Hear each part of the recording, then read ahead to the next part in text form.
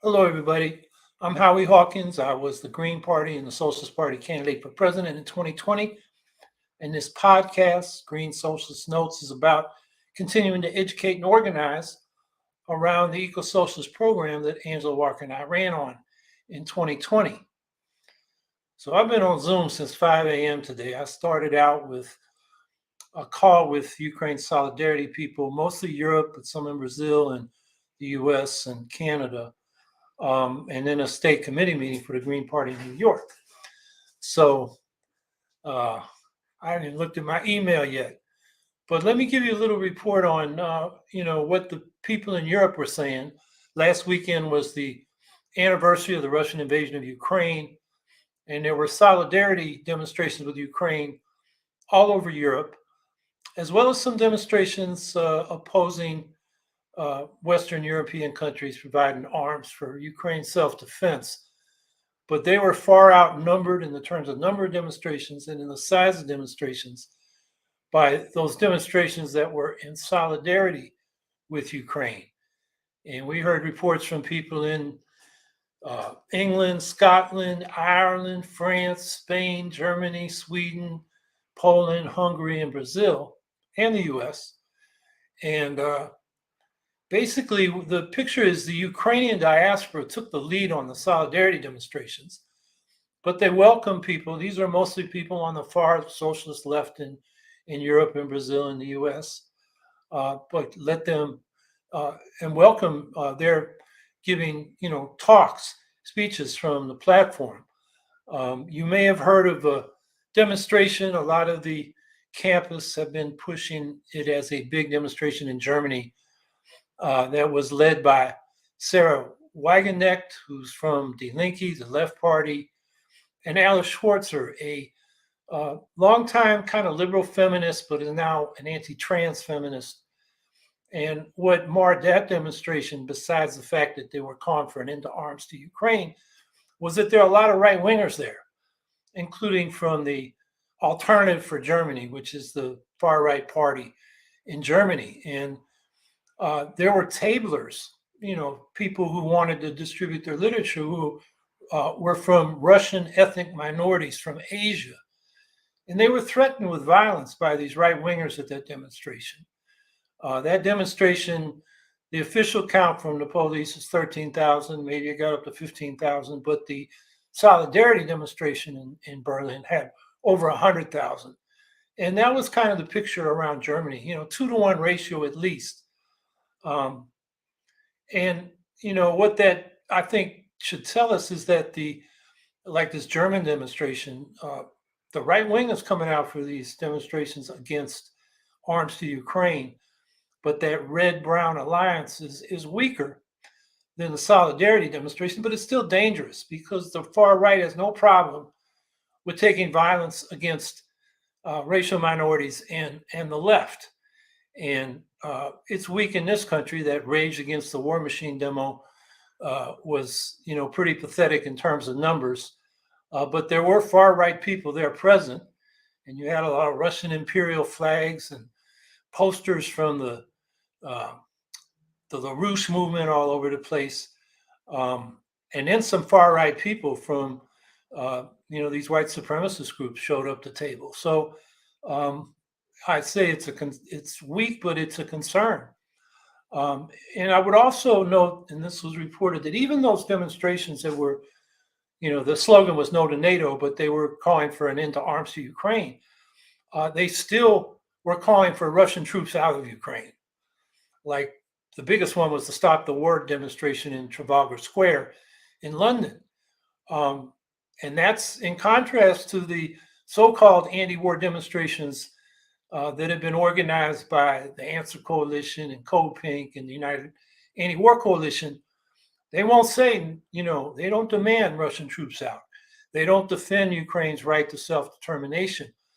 So they are further into the, apology for Russian imperialism than even those demonstrations in Europe that were calling for an end to arms to Ukraine.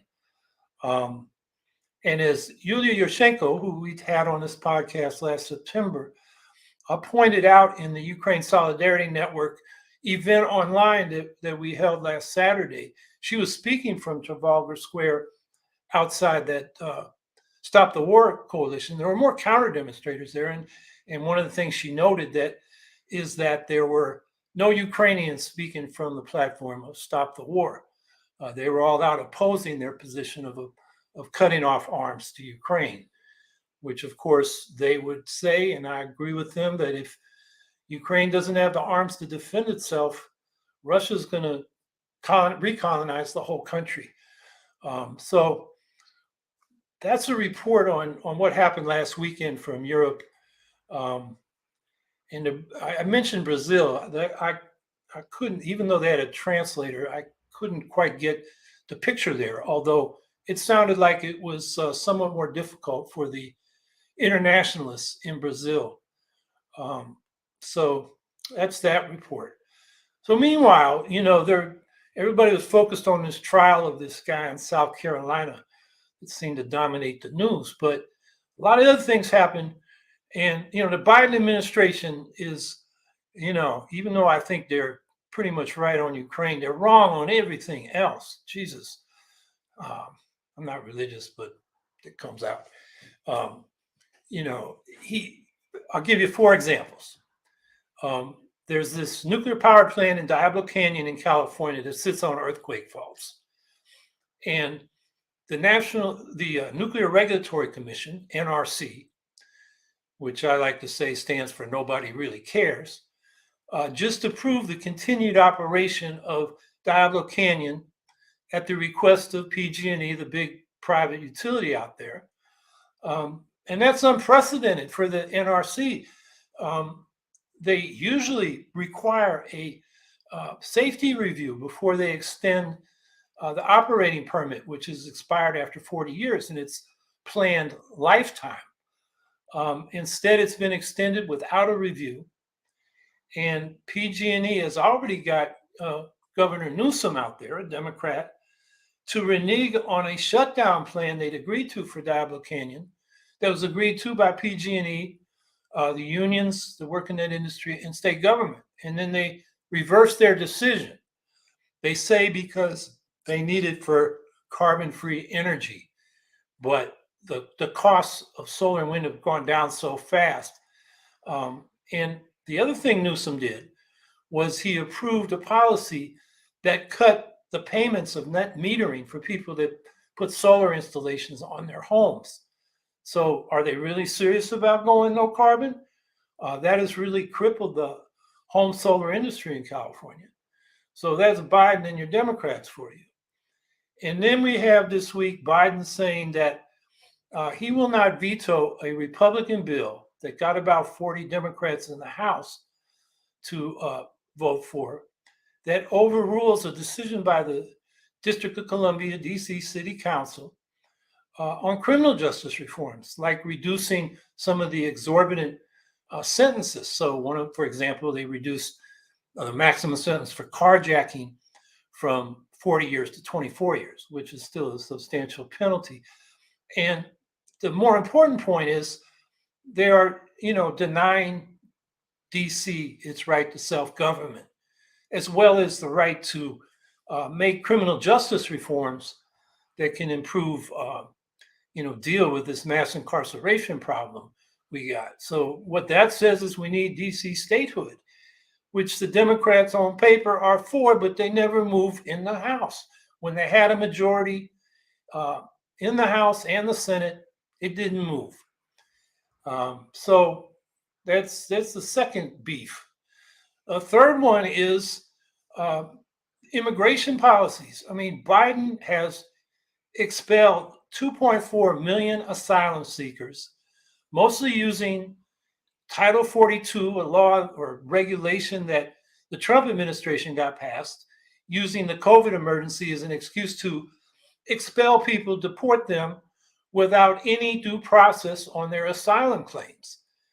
And now that is in jeopardy in the courts, a federal court invalidated it, but the damn Supreme Court held that ruling and sent it to the appeals court to be re-argued. In the meantime, the Biden administration is putting in place rules that will have the same effect and allow them to deport these people without due process. So our inhumane immigration policy that Biden said he would reverse is not being reversed. And then finally, we've seen these deadly Israeli raids and disposition of Palestinians' homes and land on the West Bank under this extreme right-wing government that's come to power in Israel. And there's silence from the Biden administration on that, which is why I think we need to start pushing for BDS, boycott, divestment, sanctions against Israel until it recognizes the human and political rights of Palestinians and starts negotiating with them seriously about a long-term solution. Instead, we have a government in Israel that's just about expelling the Palestinians from their land and denying them their right to participate. That's really what the right wing of that coalition wants.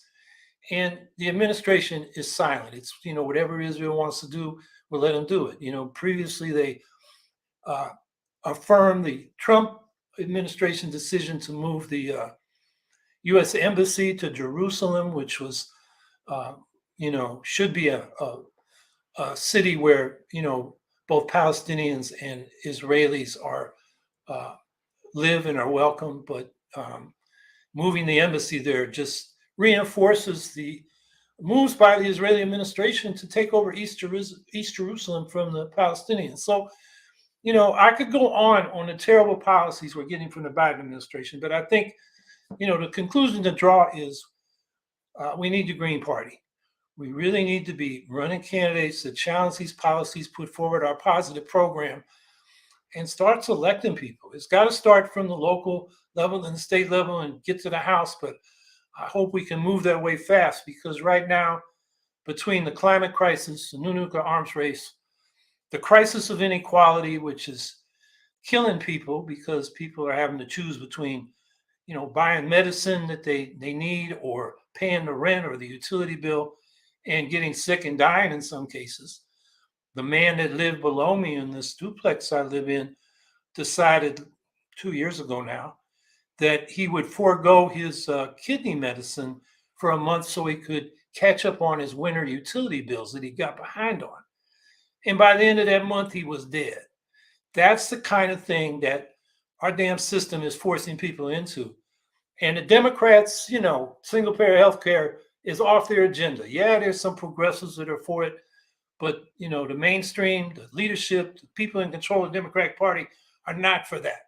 In fact, the Biden administration has a policy now under the direction of Elizabeth Fowler, who wrote the Obamacare, public subsidies for private insurance, is now head of the Center for Medicare and Medicaid Innovation.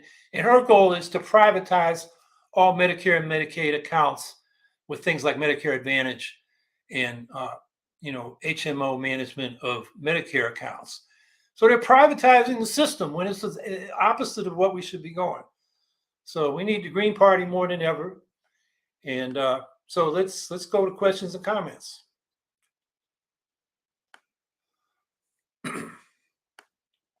Frankie Lee, the big rally on March 18th won't have any fascist LaRouche bunch, though, and no Nick Brana, who just wants people's money. Yeah, you're right about the difference between, what was it? Forget the date, but the Rage Against the War Machine rally and the one on March 18th. My problem with the one on March 18th, it bills itself as peace in Ukraine, an anti-war rally, but it won't condemn the Russian invasion of Ukraine. It won't call for the Russian troops out. It doesn't support the right of Ukraine to self-determination. In calling for cutting off the arms to Ukraine, if that were to happen, Ukraine would not be able to defend itself and Russia would recolonize all of Ukraine. And as an internationalist, a socialist, a green, I believe we should support the right of people to self-determination and support their national liberation struggles. And this doesn't. So while the right wingers are not invited to the March 18th demo, that demo I don't consider anti-war or anti-imperialist. We got to be against all imperialisms, Russian as well as U.S. Via email, response to expanded SNAP benefits ending. Yeah, that's part of ending the COVID emergency package, and that plus another thing that's already been ended, the child credit. That's pushing more people into poverty and more extreme poverty. And again, that shows where the priorities of this government are. It's answering to the funders of campaigns who are rich folks, not to the people, in this case, the Democratic Party. Working people tend to vote more for the Democratic Party, but the Democratic Party is not listening to them. It's listening to its donors.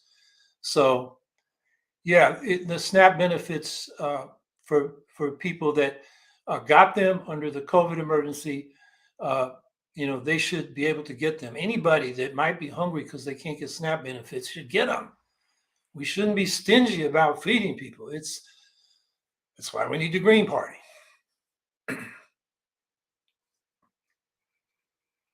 Frankie Lee, have you heard anything about canceling Social Security survivors benefits? I have not. I was actually a beneficiary of that because my mother died when I was very young, and I got payments until I turned 18, which I used basically to pay for my first 2 quarters of college, which back then was much more affordable.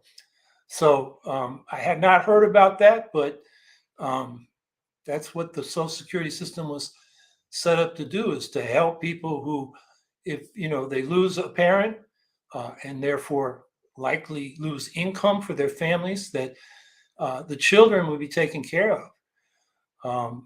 So I had not heard about that, but I will look into that. That's a terrible idea.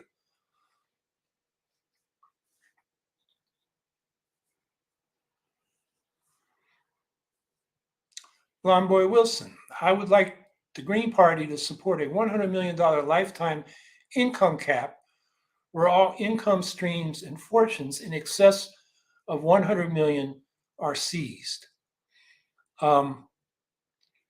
There's been an idea that actually Roosevelt raised, I don't know how seriously, of having a maximum annual income with 100% tax on that income above that cap.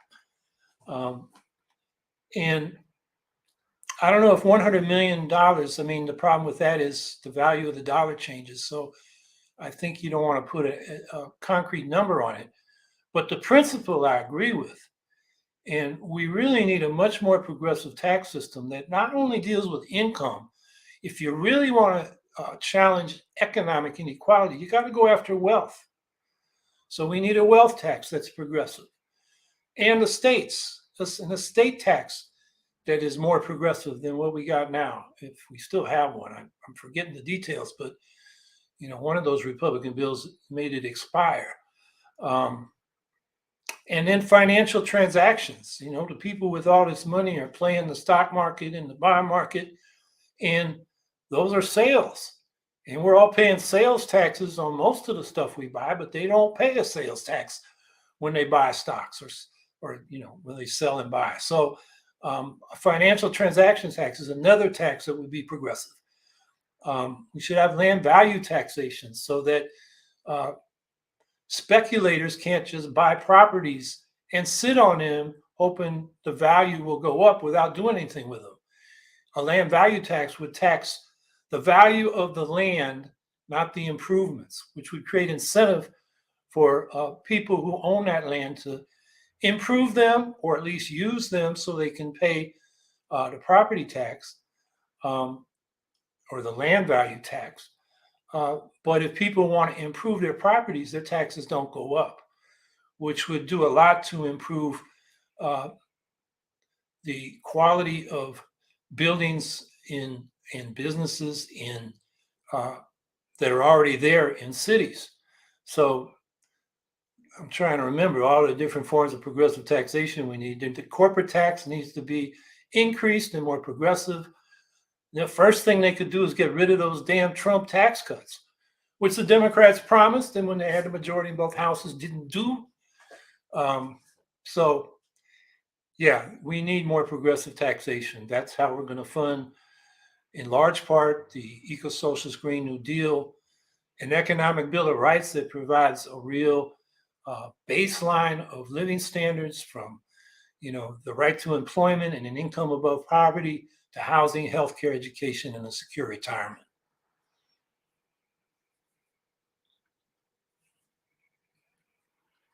Violet Content Boutique. No more foreign buyers of our American property. I wouldn't go that far. I think that's kind of being nationalistic, and what we want is an international economic system that is equitable with fair trade, um, and not be paranoid when foreigners invest in our uh, society. I mean, when they buy U.S. Treasury bonds, that helps finance government spending. Um, and a lot of people overseas put their money there because it's seen as the safest investment. So I wouldn't be so blanket.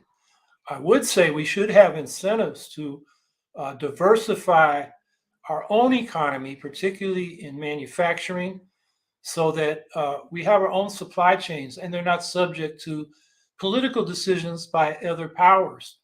We had a problem with getting medicines in the COVID emergency because a lot of them are produced in China. The chip industry, China and particularly Taiwan, have a disproportionate share of that market. Biden has made some moves to do that. So I think it's more simple than just saying no foreigners can own any property here. Um, but I do think we should have incentives to uh, rebuild our manufacturing sector in particular. So uh, we're not dependent. That could get us in problems of both, national security or just economic prosperity, and also because it's environmentally more sensible. It's better to produce stuff closer to where they're used than to have, uh, most of our stuff, or a lot of our stuff's being imported from China, which is a big carbon emission to ship that across the ocean when it could be produced here. And by the same token, our foreign policy should be encouraging and helping with grants more than loans other countries to do the same thing, or other continents to do the same thing. Africa, Latin America, South Asia, so that particularly when it comes to manufacturing, everybody can produce what they need within their own region. And then there's certain things like minerals or, say, agricultural products that can only be produced in certain climates, say bananas. You can't grow bananas in North Dakota, so those have to be imported. But we could have a lot more diversified local production for local use, and then have fair trade for those things that naturally need to be traded. Blind Boy Wilson.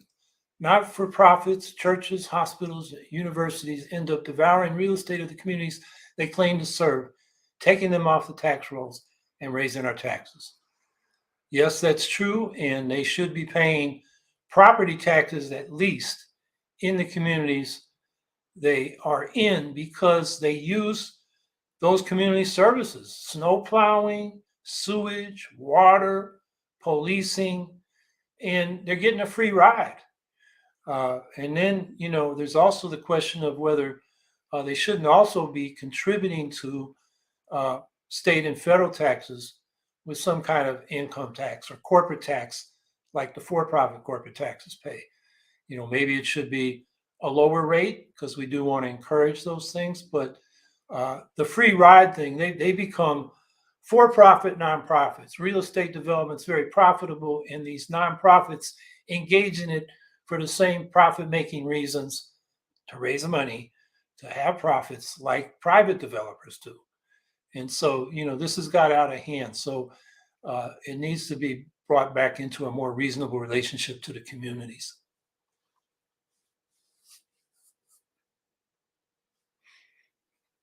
Terry, fantastic. We need global solidarity to address the devastation to the working class and the environment caused by corporate consumerist capitalist greed. From Terry in the UK Workers' Party, Britain member. Yes, we do. And I think that's something that we sometimes lose uh, when we talk about, the Ukraine war, for example. Is our solidarity with the masses of people in Ukraine that are, fighting for their survival? Or do we ally with one of the imperialist camps, the Western imperialists or the Russian imperialists? And I think too many on the left are taking a campist position instead of an international socialist position of solidarity with the oppressed.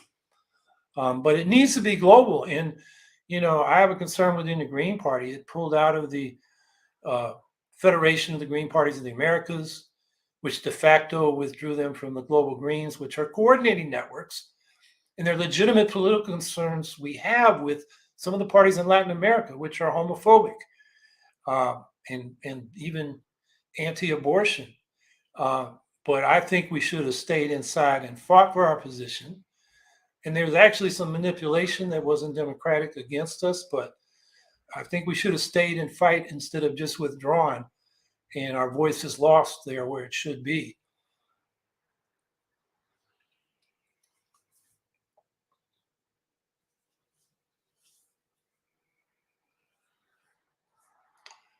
Sandman 95.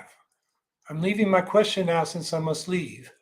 Are you considering a 2024 run and would you choose Angela again for VP?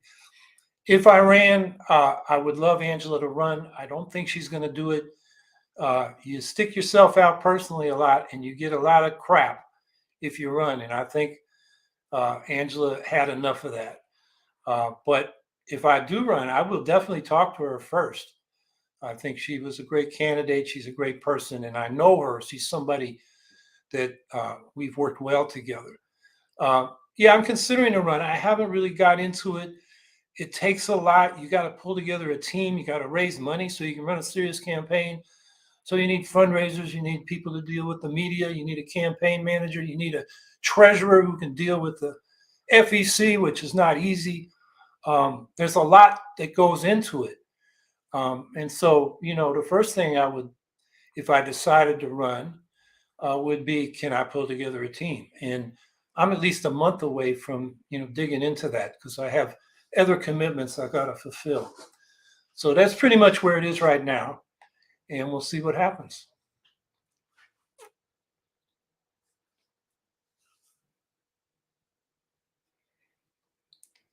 Vicky Corden, have you heard about DeSantis telling bloggers to register if they talk about him online? That man is crazy. I mean, the Republicans talk freedom, and then he's as a repressive. He wants to be a police state dictator. I mean, he's dictating the curriculum to the schools. You can't talk about racism and Black history. He does a lot of preemption of, local government initiatives like COVID public health measures. Um, and now he wants to tell bloggers what they can say. Register with who? I mean, this guy is out of his mind. And the scary thing about him is he's not as crazy as Trump. And he's, at least right now, Trump's strongest rival for the Republican nomination. So I hadn't heard, but that sounds like a ridiculous idea that he can't regulate bloggers. I mean, even with the courts packed by right wingers, that's just too far of an infringement on the First Amendment. So, DeSantis that's probably more messaging to his base than a realistic proposal. Via email, we already answered that one. Via email, have you followed CPAC at all? Not really. I did hear a brief report that it's not the CPAC of old, which, had more intellectual, policy-oriented conservatives. And now it's a bunch of people, screaming these tropes that the right does with the culture wars. So that's all I've heard. And that doesn't mean it's not significant because that's where a lot of the base of the Republican Party is, and it's a far right that we've got to be concerned about, because it's not just their attacks and scapegoating of sexual and racial minorities and immigrants, but also their attack on honest elections. These people are really authoritarians. They want strongman rule, and they want to repress women and gays and racial minorities, and they do control some states, and we're seeing that in the states they control. So I haven't followed them in detail, but I think uh, we shouldn't dismiss them as marginal. They're not. They've got not a majority of people in this country, far from it, but they got a big enough minority that they can, cause a lot of trouble, particularly in the states they control. Frankie Lee, DeSantis is the new Trump. Maybe not as crazy, but just as evil. Amen, Frankie Lee. I think you got it.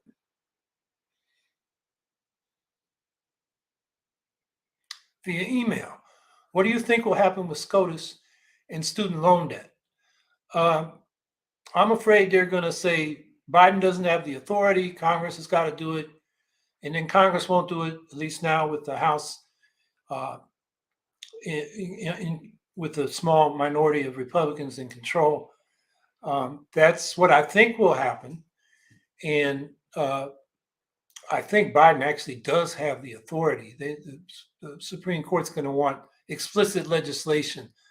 But a lot of the programs instituted to create these loans were not explicitly authorized in the form they were used by Congress.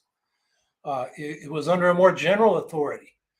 And, over 90% of our loans are federal loans. So the federal government can, if they wanted to, they could wipe all that loan out. And I think that's what they should do at this point. Just wipe the slate clean, let the young people who are in debt get on with their lives, and then set up a plan going forward where public colleges and trade schools are tuition free, and those that need to borrow for their other expenses, because it's more than just tuition, or for private colleges, can borrow at reasonable, no interest rates. The payback should be linked to the inflation rate. But interest, why is the federal government charging interest when they're giving these loans supposedly to encourage people to go to college and get more people more educated? It just doesn't make sense. Shouldn't be a income source for the government. It should be a program that they put money out, people get their education, and then whatever loans they take out get paid back. And it should be paid back on a basis that's scaled to the income of people when they get out of college. So, for example, you go through medical school, you end up with a lot of debt. And then people who want to become general practitioners don't, because they need to make more money as specialists. So we're short of general practitioners. So that's just one perverse outcome of insisting that people pay these debt back. So the debt should be paid back, scaled to income, and then after 20 years, whatever is left should be just written off. I think that would be a progressive way to extend loans to those that need it to finish college and their expenses. The other thing I'll say is that we should also do like they did during the GI Bill after World War II, where not only was tuition covered, but there were stipends for these veterans so their families could be supported while they're going to college, and they could focus on their education and not having to work while they were going to school at the same time. So yeah, we should be investing a lot more in our education and not squeezing students for debt. And a lot of those debts were incurred with these scam, uh, so-called technical education school, private technical education schools, and people got suckered into real bad situations, like Trump University, that kind of scam. Uh, that was pretty extreme. Some of the others have curricula, but they really don't. They aren't good places to go to get into the job area you're trying to get trained for. So anyway, I think SCOTUS, Supreme Court, is going to kick it to Congress and take it away from Biden. And the student debt is going to continue, unfortunately. Scout Trooper 164. Howie, what do you think of the insulin CEO cutting prices, but with a catch? Breaking Point's covered this. I didn't see Breaking Point's coverage. And the catch, I'm not sure what the catch is. I think insulin CEO, I guess that means the CEOs of the drug companies, or one of them, cut the prices. I think that's partly because of public pressure, and they're doing it for PR reasons. Insulin is not that expensive to produce. The prices should be much lower. I think I heard Bernie Sanders is going to propose that the prices be maxed at $20 a month. But maybe you could put in the chat what the catch is, because I hadn't heard.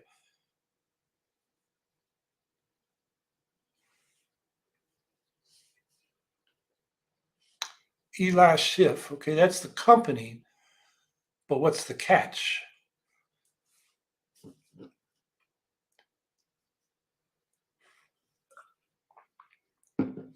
Well, if somebody knows, put it in the chat and we'll get back to it. Via email, thoughts on artificial intelligence has been in the news a lot lately, recently with ChatGPT in the spotlight and commentary on the impact it could have on workers. Well, I think like a lot of technologies, how it's introduced is really important. If it reduces labor, then it should be done in a way where the value that workers add to the product, which would include using all the technology, including artificial intelligence, should go to the workers after the expenses, the investments and so forth are covered by, and the other overhead are covered by the firm. And that's what the longshoremen on the West Coast negotiated when they went to containerized shipping with a lot more automation. So those workers got reduced working hours, higher pay, without a loss of jobs. And that's how to introduce technology. The other side of artificial intelligence is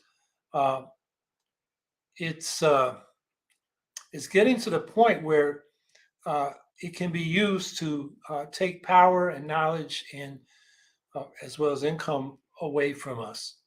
And that's got to be monitored. And it can be used, like I think it's being used for these, what do they call them? Fake, what do they call them? These videos that are, fake. There's a name for it. But, they put the head of somebody, or they put words in their mouth, and it's getting very sophisticated. And, unless you're trained to understand it or see what's changed, you can be fooled by that. And that becomes a way of, propagandizing the public with false information. So that's another thing that has to be watched. So yeah, that's a big issue that I should probably be doing more reading and studying on, because I know it's in the news and I know there's a lot of concerns. But my first concern is that if it's introduced as a labor-saving, technology, the workers should benefit from that, not just the owners of the companies.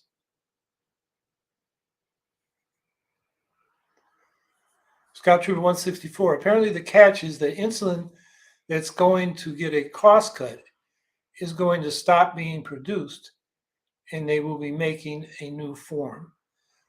In other words, you can buy the old insulin at the lower cost, but they're going to put in new insulin.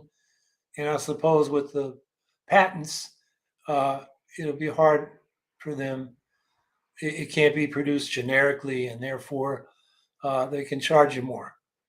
If that's what I understand what it is, that's the argument, or a case for why we need patent reform so that these companies can't hold on to patents for a long time to keep the prices of these things that are produced so high. This is scientific advancement, and science stands on the shoulders of, all the people that went before to bring us to this point. It's part of our commonwealth. And for it to be privatized by companies so they can squeeze us for profits is just wrong. So that gets to how we price pharmaceutical products. And, just thinking of COVID, Pfizer and Moderna made out like bandits when the federal government put in something like $60 billion to help them develop those vaccines. Yet the government's getting no return on the money that was made. It's just going to Pfizer and Moderna. And that's not right. We, the taxpayers, made that investment. And like any other investor, we should get our return at least. But again, products like these should be, basically in the public domain. That was one of the things, I wrote a news release on behalf of the Green Party nationally calling for the Biden administration to get behind the reform on the patent laws for COVID drugs that was before the World Trade Organization. And Biden, now this is typical of the damn Democrats, Biden said, yeah, he's for that. He said it twice. And but then we found out from reporting that when they went to the World Trade Organization and discussed this proposal, which came from South Africa and India, the U.S. was actually arguing against it behind closed doors or in the negotiating sessions, defending our pharmaceutical interests, profits, as well as the other company or countries allied with the U.S. on this were Germany and the Netherlands and the U.K. And that's all about, capitalism in the healthcare sector, putting profits before the health of people, which is why, the whole healthcare sector should be a public utility operated at cost for public benefit, not for the private profit of investors. And I say that's true for not just the insurance, which is what Medicare for All is about, but we need a national health service that includes the hospitals and have the doctors and nurses and other staff be public employees. We should have local elected health boards or, regional, metropolitan, regional health boards that oversee these systems so they're accountable. And because besides the profit making, there are a lot of, insider deals being made and kickbacks and things like that between hospital administrations, for example, and private practices that all these doctors got to get into so they have access to the hospital and all the other sectors of healthcare, from ambulance companies to elder care to hospice care to funerals. I mean, it's like 1/5 of our economy, and there are all these for-profit predators feeding off of it and making it more expensive than it needs to be, which makes it inaccessible to too many people. It's just the most irrational way to run a healthcare system.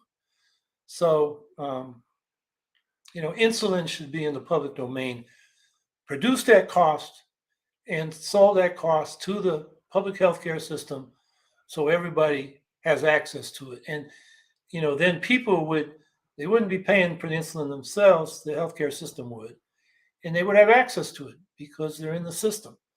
Everybody in, nobody out.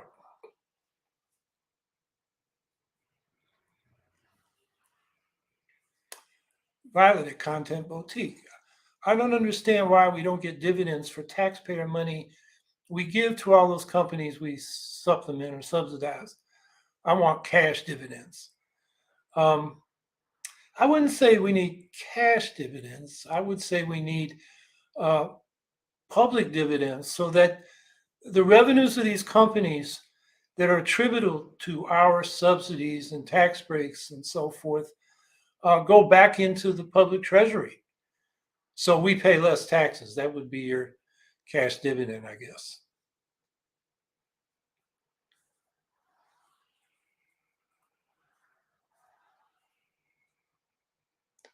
Scout Trooper 164, what do you think of the Biden border crisis? I've been hearing that this could benefit the cartels, but I've just started watching the video. Yeah, the drug cartels, uh, they also are in the business of getting migrants to the border, smuggling migrants across the border.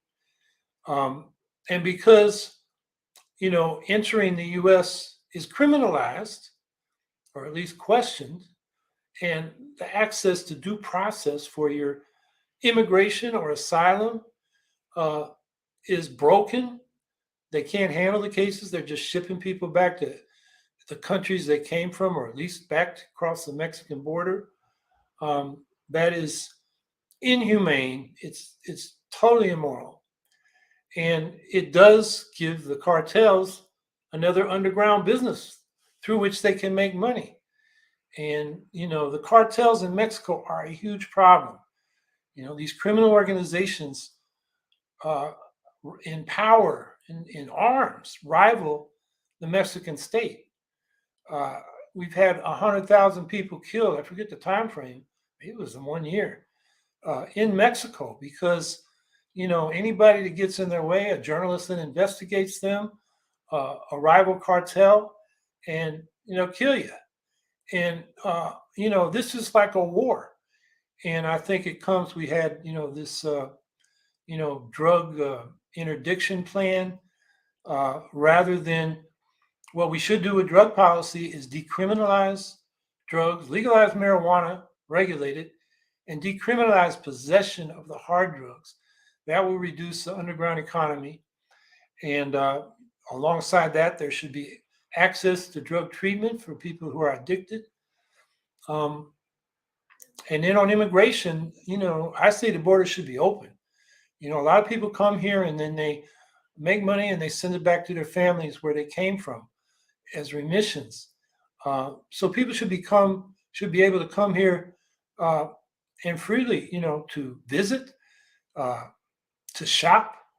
That's a big deal across the border and places like Tijuana and the American side, or El Paso and the Mexican side. I think it's Juarez.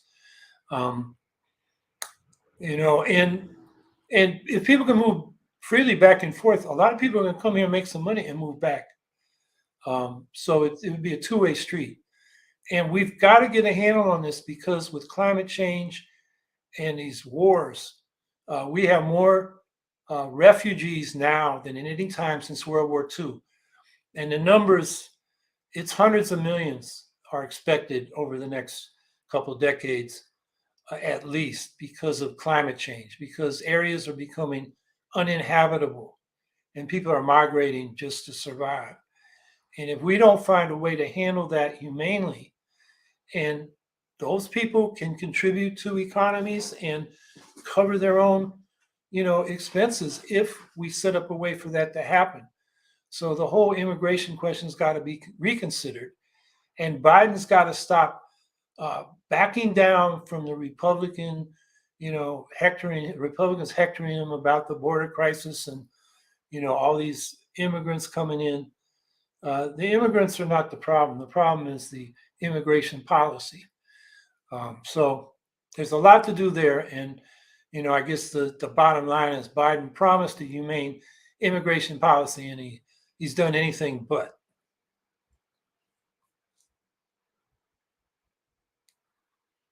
Snoring Potato.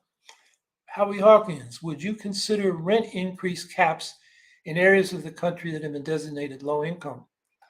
Yeah, I think particularly now coming out of COVID, and with the production of affordable housing being so low, we should have federal rent control. We did that during World War II. And, it can also be instituted and we should support it at the state level and in many states also at the local level. It depends on state legislation.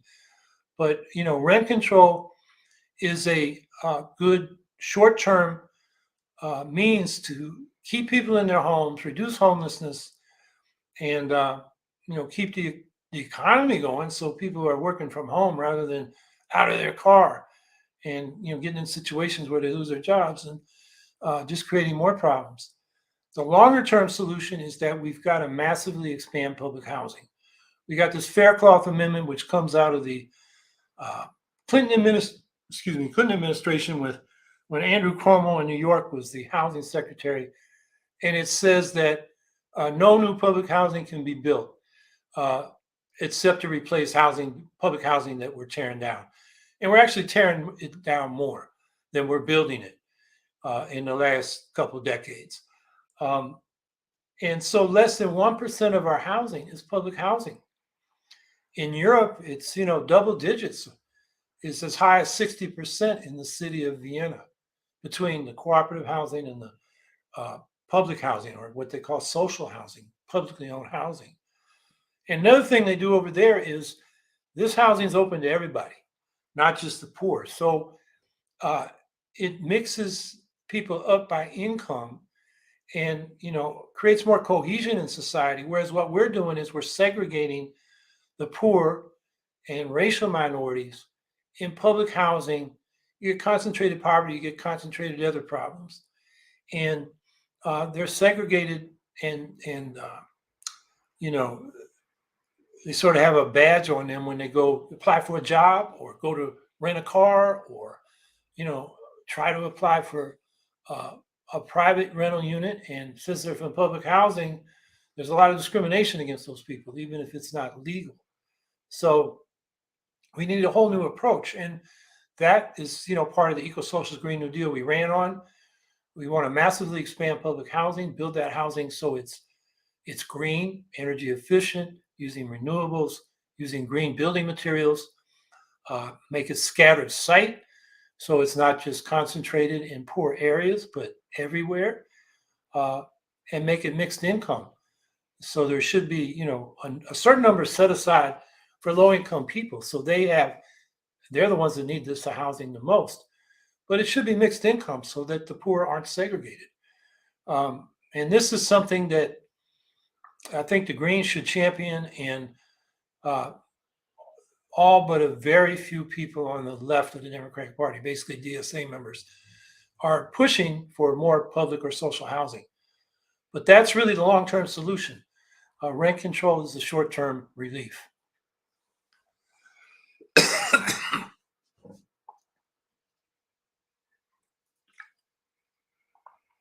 Comments on Marianne Williamson announcing her campaign to challenge Biden in 2024.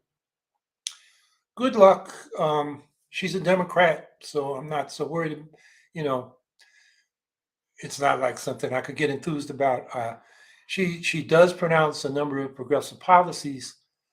I think her overall message is kind of new agey and not going to appeal to all but the sort of new age middle class folks. So, we'll see what happens. Um, she may do better because it doesn't look like too many people are going to challenge Biden if he does decide to run again, which it looks like he's going to do. But the Democratic machine is. I mean, if they could stop Bernie Sanders, they're going to, splat her if she gets any traction very easily.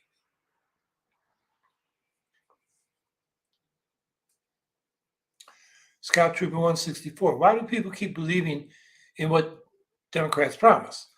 They've been lying for decades, yet people keep being scared into following them. Well, I think you answered your own question. They're scared of the Republicans, so they settle for the Democrats. You look at the public opinion polling, in the 60%, and it's higher than it's ever been. People would like another party, another major party. As both Democrats and Republicans. So I think it's not so much they believe in what the Democrats promise, is that they believe in what the Republicans promise, and they want to stop that. So I think that's really what the biggest base of the Democratic Party is about. It's not because they love the Democrats, it's because they're afraid of the Republicans. Snoring Potato, Howie Hawkins. Are you in support of Peter Zeihan's geopolitical strategist push for more corporations to invest in labor in Mexico to bridge current labor shortages? I'm not familiar with this geopolitical strategist Peter Zion, but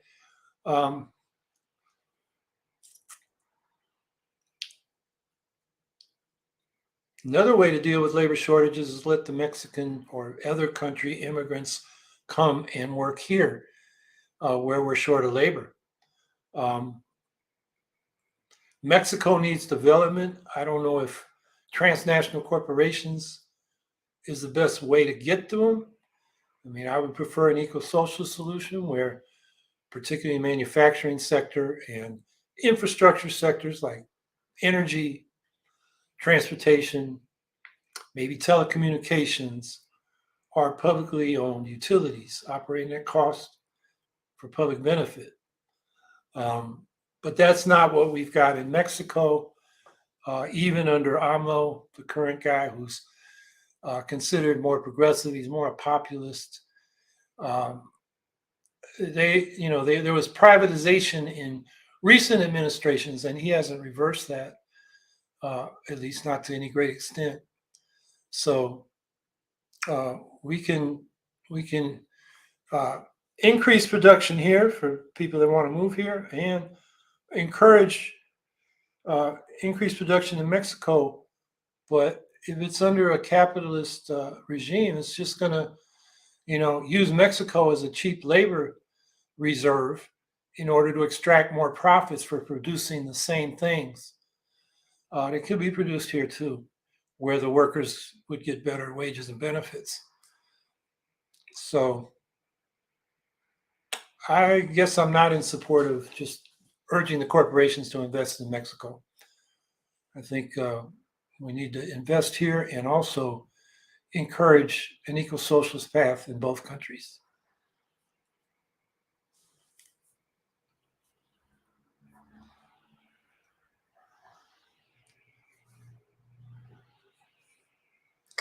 Okay, that hour went fast, and even though I've been up since 5 a.m., I seem to have kept my wits about me somewhat.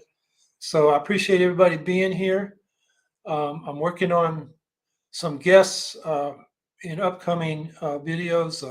A reporter who went to Ukraine, to the front line, who's a lefty I've known for decades, and then a guy named Rafael Bernabe, who is a senator in Puerto Rico, elected with the Citizens Victory Movement, a third party.